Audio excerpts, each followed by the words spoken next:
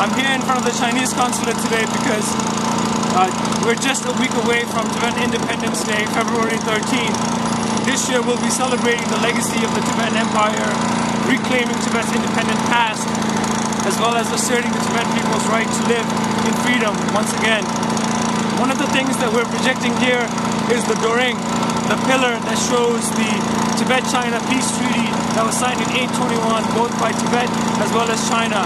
We want the consulate as well as the government in China to come face to face with this hard truth about Tibet.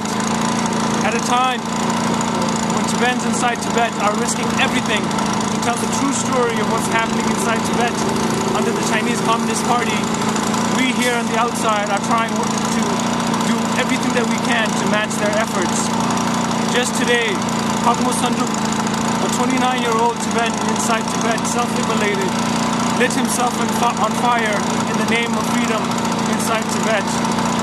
And despite all the efforts, all the resources, and all the money, media manipulation, and all the lies that China tells about what's happening inside Tibet, all it takes is one person self-immolating to tell the true story of what's happening inside Tibet and the lack of freedom that exists today.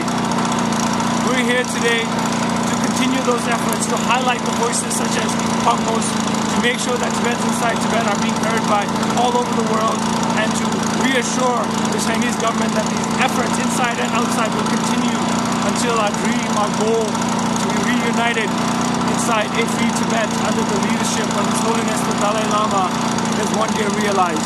Yeah.